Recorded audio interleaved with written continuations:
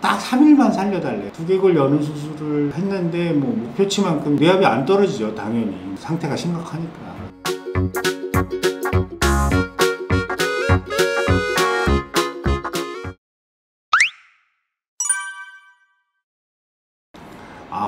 환자 인상 깊었던 환자는 굉장히 많죠. 제가 대학에서는 이제 중증 질환, 특히 이제 뇌혈관 질환 치료를 하던 그런 일을 했기 때문에 굉장히 많은데, 제일 인상 깊었던 환자는 어느 날 응급실에 저랑 이제 비슷한 나이 아저씨가 119 타고 이제 들어왔어요. 진단을 위해서 CT를 찍고 어쩌고 하면은 이제 뇌출혈이고 뇌동맥류 파열이고, 환자 상태가 이제 거의 혼수 상태, 의료 용어로 코마라 그러죠. 코마, 딥코마라 그래서 이제 어떤 자극에도 반응을 안 하고 하는 것들을 이제 코마라고 그러는데, 출혈량도 많고 환자 상태가 코마면은 치사율이 거의 90%가 넘어요. 실제로 환자 보호자한테 이제 상태를 알려주고 치료를 하기 위해서 손을 대기 시작하면 결과가 좋지 않을 거다. 그런 경우에는 미리 이제 예후에 대한 얘기를 이제 해서 치료에 대한 상담을 하는데, 저의 의견은 치료를 안 하고 그냥 두는 게 환자를 위해서도 좋지 않을까, 뭐 이런 얘기를 했는데, 뭐 처음에 설명을 했더니 그 부인이 미인이시더라고요. 상당히. 그 아저씨는 성남 가구공단에서 의자 뭐 가구 뭐 이런 거 만드신 분인데, 부인 얘기를 따지면 뭐 승질이 더럽다 그랬어요. 되게 까칠하고 더럽고, 그래서 자기한테도 맨날 틱틱대고 그랬다 그랬는데, 어쨌든 그런 양반인데, 그분이 처음에 이제 설명을 했고 뭐 수긍한 듯 하더니 저녁에 중환자실에 이제 회진을 하러 갔는데 막 쫓아 나오더니 눈물을 하염없이 뚝뚝 흘려서 뭐 자기 발밑이 막 흥건해질 때까지 울면서 딱 3일만 살려달래요. 3일. 자기가 마음의 정리를 해야 될 필요가 있으니까 나중에 치료 결과가 혼수 상태에서 깨어나지 못하거나 식물인간 상태가 되거나 뭐 여러 가지 이제 아주 심각한 후유증에 대한 얘기를 해드렸는데, 그렇게 돼도 상관없다. 3일만 더 살려주시면 좋겠다. 또 환자 보호자가 원하는데, 그거는 뭐 당연히 이제 의료진으로서는 치료를 해야죠. 그래서 수술을 했어요. 그날 수술을 했는데 뇌 압력을 낮추려고 이제 머리 두개골을 여는 수술을 하는 거거든요.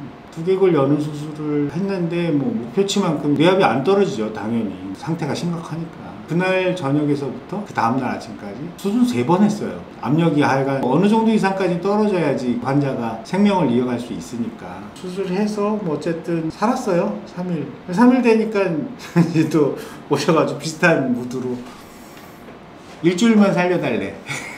의료진 입장에서 뭐 이미 이제 치료에 이제 시작을 했으니까 뭐 일주일 아니야. 그때는 이미 뭐 일주일이건 열흘이건 뭐 계속 살릴 수 있을 때까지 살려야 되니까, 그래서 치료를 했고, 뭐 일주일 지나니까 치료를 안 할까고 겁이 났는지 석 달 살려달래요. 그러더니 완전히 살려달래. 나중에는 하여간 그분은 기적적으로 경과가 되게 좋았어요. 막 서둘러서 와가지고 뭐 설명하고, 그 다음에 또 환자 보호자 얘기 듣고, 그날 밤에 수술하고 터진 동맥류 다 막고 뭐 해서 이제 원래 뭐 그 정도 되면은 사실은 그 혼수 상태에서 깨는 경우가 거의 없거든요. 근데 그 환자는 중환자실에서 한 2달 정도 있었나? 2달 지나면 참 깨기 어렵거든요. 근데 2달 조금 지나니까 깨더라고요. 정신이 돌아왔어요. 그리고 막 이렇게 급속도로 회복을 해가지고 부인 손 붙잡고 퇴원했어요. 그 부인이 남편을 살린 거죠. 불굴의 의지로 치료에 대한 포기를 안 하고, 오히려 의료진이 용기를 낼 수 있게 와서 뭐, 그 의료진의 용기라는 건 그런 거거든요.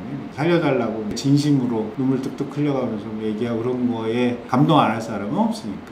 저희도 사실은 고민은 많았지만 수술 그분이 한 7번쯤 했을 거예요. 뇌혈관 수술 뭐 그 7번 한다는 건 정말 상상하기 어려울 만큼 많이 한 거거든요. 뇌가 많이 부었었기 때문에 축두엽 절제술이라고 해서 뇌의 일부를 띄어내기도 해요. 볼륨을 줄이기 위해서, 뇌압을 줄이려고. 그런 과정을 거쳐서 회복해서 갔는데, 전두엽하고 축두엽의 일부를 이제 절제를 했기 때문에 치료 과정에서 어쩔 수 없이 성격 변하거든요. 그러면 다시 이제 외래로 이제 오셨을 때 몇 번 봤는데 환자가 굉장히 다정다감해졌대요. 옛날엔 성질이 들어왔는데. 그리고 이제 가구도 다시 만드시고 생업은 이제 계속 하는데, 자기가 옆에 없으면 안 한대요. 마누라가 옆에 있어야 가구도 만들고, 뭐 병원에 올 때도 마누라 손을 안 놓고 계속 손을 붙잡고 다니더라고요. 남사스럽게 손을 붙잡고 다니냐, 다 늙어가지고. 그랬더니 남편이 손을 안 놓는데요. 오면 이제 뭐 상처 뭐 이런 거 소독도 하고 해야 되죠.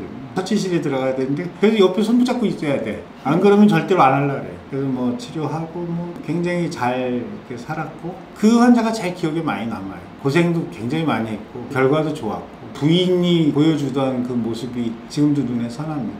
그게 이제 기억에 남는 환자 중에 하나고, 그 외에도 많죠 뭐.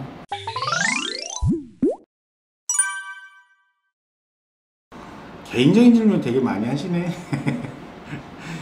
사실은 최근에 이렇게 뭐 문학 작품을 찾아보거나 그렇지는 않아서 제가 이제 뭐 책을 이렇게 열심히 보는 타입은 전혀 아니고, 전공서적 뭐 이런 거는 뭐 의사니까 이제 계속 공부를 해야 되니까 이제 그런 책은 많이 봤고, 꼭 의학계 관련된 책이 아니더라도 이 생물학이나 뭐 이런 데 관심이 개인적으로 있었기 때문에 젊었을 때 한 20대 초반쯤에 읽었던 우연과 필연이라고 하는 책이 있어요. 유전인자, 우리 DNA라고 그러죠. DNA에 우연히 생긴 어떤 돌연변이가 필연적으로 환경이라고 하는 지구상의 이제 환경에서 그 환경에 적응을 해서 살아남는 그런 것들이 모여서 진화의 기초를 만든다, 이런 종류의 내용이거든요. 뭐 내용 자체가 흥미롭지는 않으실 분들도 많을 텐데 저는 개인적으로는 굉장히 인상이 깊었어요. 그거 보고 자연의 오묘함이랄까 뭐 이런 종류에 대한 생각도 많이 했었고, 그래서 생물학이나 뭐 의학이나 뭐 이런 쪽에 관심이 있으신 분들은 우연과 필연이라고 하는 책은 저거 요새도 있을 거예요. 길이도 굉장히 짧고 굉장히 많은 생각을 하게 하는 그런 책인 것 같고요. 영화는 제일 재밌게 본 건 매트릭스예요. 정말 처음에 1편 보고 나서 굉장히 천재다 뭐 이런 생각 많이 했고요. 가상의 세계와 뭐 현실의 세계 뭐 어쩌고 이런 거 보면 우리도 혹시나 가상의 세계에 사는 거 아닌가? 뭐 이런 생각도 하고, 그래서 그 두 가지가 굉장히 인상 깊었던 영화, 책 뭐 이런 거고. 훌륭한 문학 작품 중에 기억나는 게 있냐? 뭐 그런 건 없는 것 같아. 별로 열심히 보지도 않았고요.